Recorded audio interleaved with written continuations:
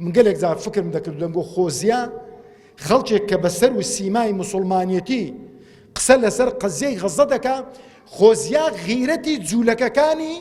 بەریتانیا و جوولەکەکانی دەرەوە ئەو غیرەتیان هەبایە خۆزیە غیرەتی ئەو جوولەکانیان هەبایە ئەو جوولەکانە هاتوونە سەر خەت دەڵێن زایۆنیەکان و ئەو جوولەکانە زاڵ مستەمکارن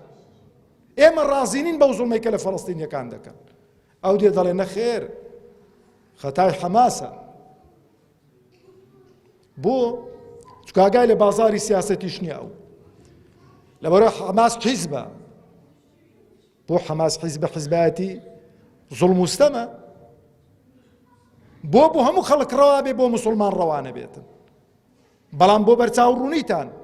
حەماس بەڕەسمی لە ساڵی 2017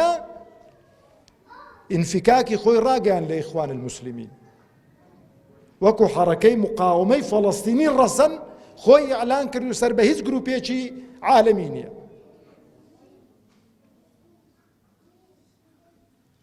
قەزیەکە لێرانە قەزیەی عەقیدەیە قەزیەی دینە قەزیەی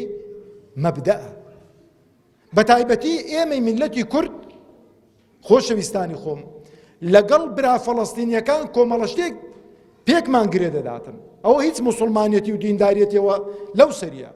وەکو مەزڵومیەتیش تا کە میلەتێک کە وەکو ئێمە مەزڵوم بێ ستەمی لێ کرابێتن خەڵکی فەڵەستینە خاچیان ئاویان هەموو شتێکیان داگیر کراوە باوەڕتان بێ ئێمە لە زۆر ڕوو لەوان باشترین بەڵام هەست بە مەعانان دەکەین کە زوڵمێکیان لێ دەکرێتن